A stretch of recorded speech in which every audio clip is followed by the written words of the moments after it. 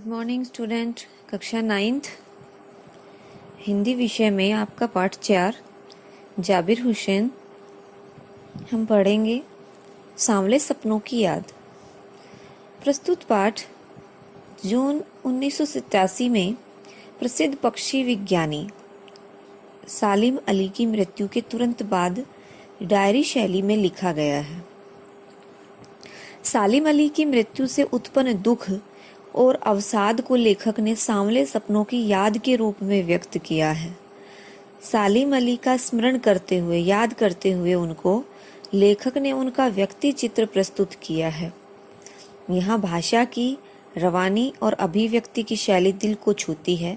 भाषा बहुत ही सहज है और भावुक करने वाली है। इसके लेखक तो जाबिर हुसैन हैं और जाबिर हुसैन ने जो पक्षियों के जो प्रसिद्ध वैज्ञानिक थे सालिम अली, उनके मृत्यु के बाद उनके ऊपर यह डायरी लेखन लिखा है। सांवले सपनों की याद। सुनहरे परिंदों की खूबसूरत पंखों पर सवार सांवले सपनों का एक हुजूम मौत की खामोश वादी की तरफ अग्रसर है, जा रहा है। कोई रोक टोक सके कहाँ संभव है कि जब मृत्यु आती है तो मृत्यु को कोई रोक टोक नहीं सकता। इस हुजूम में, इस भीड़ में आगे आगे चल रहे हैं सालिम अली। मृत्यु हो चुकी है सालिम अली की और उनको ले जाया जा रहा है। अपने कंधों पर सैलानियों की तरह, किसी सैनिकों की तरह, सैलानियों की तरह, किसी टूरिस्ट की तरह अपने अंतहीन सफ़र का बोझ उठाए कि जैसे उनका ये जो सफ़र है वो अंतिम है। लेकिन यह सफ़र पिछले तमाम सफ़रों से कैसा है? भिन्न है। आज तक उन्होंने जितने भी सफ़र किए, यह सफ़र उनसे सबसे अलग है, क्योंकि यह सफ़र है मृत्यु का। भीड़ भाड़ की जिंदगी और तनाव के माहौल से सालिम अली का यह आखिरी पलायन है। अब तो वो उन वन पक्षी की तरह प्रकृति में क्या हो जाएंगे? विलीन हो जाएंगे, जो जिंदगी का आखिरी गीत गाने के बाद मौत की गोद में जा बसा हो। कोई अपने जिस्म की हरारत और दिल की धड़कन देखकर भी उसे लौटाना चाहे तो वह पक्षी सपनों के गीत दोबारा कैसे गा सकेगा? अर्थात मौत के बाद यदि कोई भी व्यक्ति कुछ भी देखकर उसको वापस लाना चाहे तो वह अब वापस नहीं आ सकता, क्योंकि वह व्यक्ति तो अब मृत्यु को प्राप्त हो चुका है। मुझे नहीं लगता कोई इस सोए हुए पक्षी को जगाना चाहेगा। जो लेखक हैं जाबिर हुसैन, उन्होंने सालिम अली को एक पक्षी माना है। और जैसे पक्षी अपने सुनहरे परिंदों में जो पंख हैं उनके, उन पंखों पर सवार होकर आकाश में उड़ता है और सपनों को संजोता है और ऊंची उड़ान भरता है, और ऊंची उड़ान भरता है, उसी प्रकार वो कहते हैं कि सालिम अली जैसे ही इस दुनिया के बोझ भरे सफ़र से मुक्त होकर मौत के गोद में जाकर सोते हैं तो वो किसी पक्षी के समान ही है। तो कहते हैं कि मुझे नहीं लगता कोई इस सोए हुए पक्षी को जगाना चाहेगा। वर्षों पूर्व खुद सालिम अली ने कहा था कि लोग पक्षियों को आदमी की नज़र से देखना चाहते हैं। यह उनकी भूल है। ठीक उसी तरह जैसे जंगलों और पहाड़ों, झरनों और आबशारों को वो भी प्रकृति की नज़र से नहीं, आदमी की नज़र से देखने को उत्सुक रहते हैं। भला कोई आदमी अपने कानों से पक्षियों की आवाज का मधुर संगीत सुनकर अपने भीतर रोमांच का सोता फूटता महसूस कर सकता है? लेखक क्वेश्चन पूछ रहा है आपसे।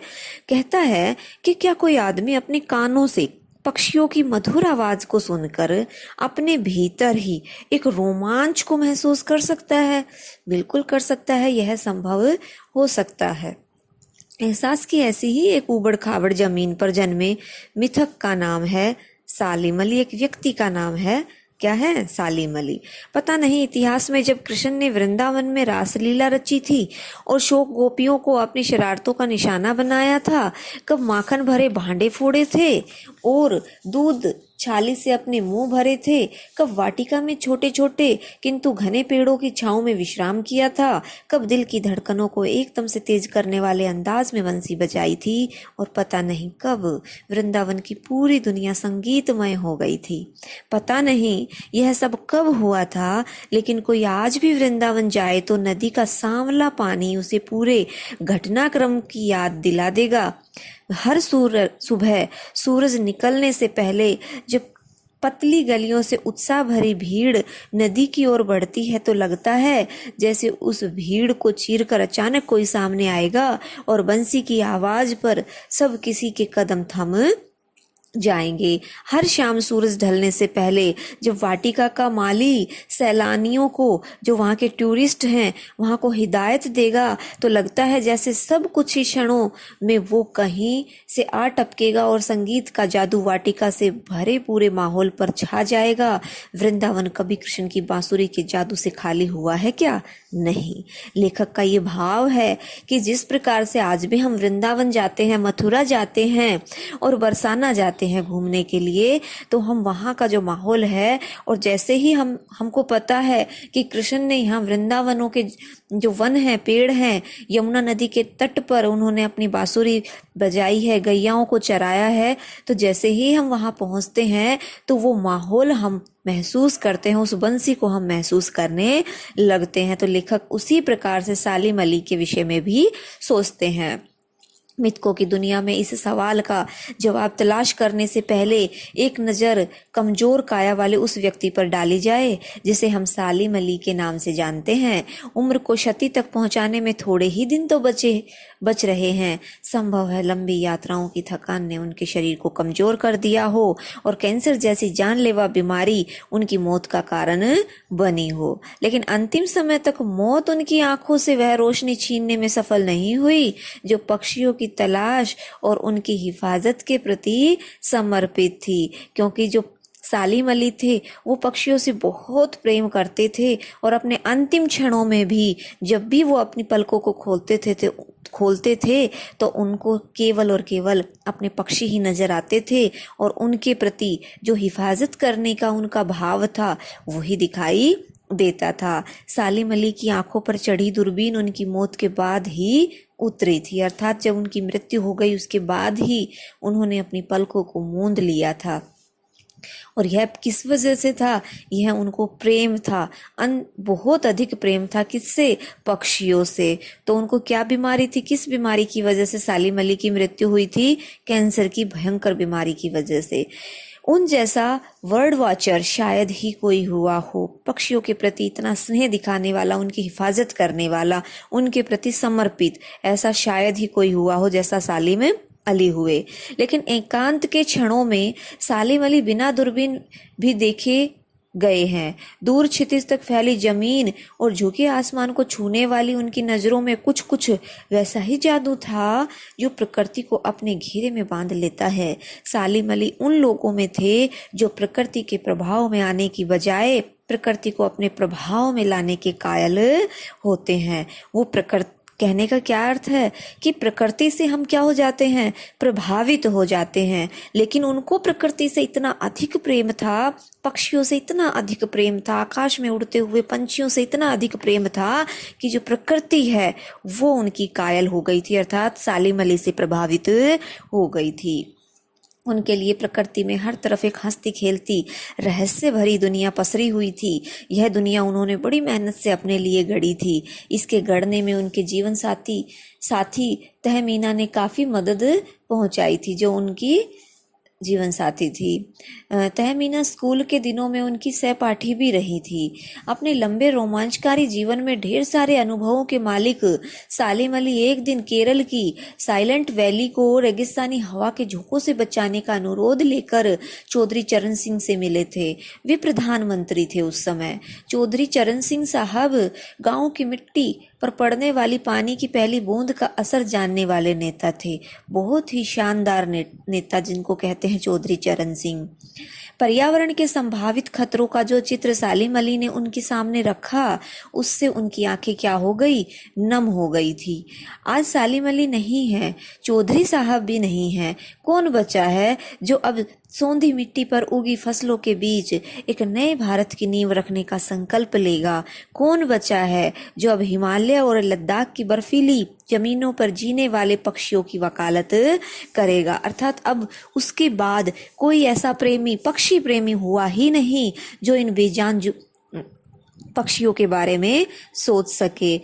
आज बहुत कहीं तक हम भी जिम्मेदार हैं। आपने देखा होगा जैसे ही जो बच्चे हैं या कोई भी पतंग उड़ाते हैं तो उन पतंग की डोर से न जाने कितने ही पक्षियों की अकारण मौत हो जाती है। सालिम अली ने अपनी आत्मकथा का नाम रखा था fall of A sparrow, fall of A sparrow. मुझे याद आ गया D.H. लॉरेंस की मौत के बाद लोगों ने उनकी पत्नी फ्रीडा लॉरेंस से अनुरोध किया कि वह अपने पति के बारे में कुछ लिखे। फ्रीडा चाहती तो ढेर सारी बातें लॉरेंस के बारे में लिख सकती थी, लेकिन उसने कहा कि मेरे लिए लॉरेंस के बारे में कुछ लिखना असंभव सा है। मुझे महसूस होता है मेरी छत पर बैठने वाली गुरैया लॉरेंस के बारे में ढेर सारी बातें जानती है। ये बातें उन्होंने क्यों कही? क्योंकि जब भी कोई पक्षी प्रेमी होता है, जब भी हम किसी से भी प्रेम करते हैं, चाहे वो कोई जानवर हो, कोई इंसान हो, हमें बिल्कुल उनकी रूह तक उतरना होता है। तो उन्होंने कहा कि मैं उनके बारे में कुछ भी नहीं लिख सकती, मुझसे भी ज़्यादा जानती है गुरैया। वो सचमुच इतना खुला खुला और सादा दिल आदमी था। मुमकिन है लॉरेंस मेरी रगों में है, मेरी हड्डियों में समाया हो, लेकिन मेरे लिए कितना कठिन है उसके बारे में अपने अनुभव को शब्दों में जमा लगाना। मुझे यकीनन है कि मेरी छत पर बैठी गोरैया उसके बारे में और हम दोनों ही के बारे में मुझसे ज़्यादा जानती है। जटिल प्राणियों के लिए सालिम अली हमेशा एक पहेली बने रहे। बचपन के दिनों में उनकी एयरगन से घायल होकर गिरने वाली नीले कंठ की वह गोरैया सारी जिंदगी उन्हें खोज के नए नए रास्तों की तरफ ले जाती रही। जिंदगी की ऊंचाइयों में उनका विश्वास एक क्षण के लिए भी नहीं डिगा। वो लॉरेंस की तरह नैसर्गिक जिंदगी का प्रतिरूप बन गए थे। सालिम अली प्रकृति की दुनिया में एक टापू बनने की बजाय अथाह सागर बनकर उभरे थे। जो लोग उनके भ्रमणशील स्वभाव और उनकी यायावरी से परिचित थे, उन्हें महसूस होता है कि वो आज भी पक्षियों की सुराग में ही निकले हैं और बस अभी गले में लंबी दूरबीन लटकाए अपने खोजपूर्ण नतीजों के साथ लौट आएंगे। जब तक वो नहीं लौटते, क्या उन्हें गया हुआ मान लिया जाए? मेरी आंखें नम हैं। सालिम अली, तुम लौट आओगे ना? क्योंकि ऐसा व्यक्ति कभी भी हुआ ही नहीं उनके बाद कि जो इतना प्रेम कर सके पक्षियों से। इसलिए ये लेसन हमें एक सीख भी देता है कि हमें जो पक्षी हैं या कोई भी जीव जंतु है, उनके प्रति क्या रखना चाहिए, उनके प्रति स्नेह रखना चाहिए। तो ये एक छोटी सी डायरी हुसैन साहब के द्वारा लिखी गई सांवले सपनों की याद। तो इनके आप क्वेश्चन आंसर मैं आपको बताऊंगी, आप लेकिन आज थोड़ा सा क्या करें, पाठ को समझने का प्रयास करें और इसको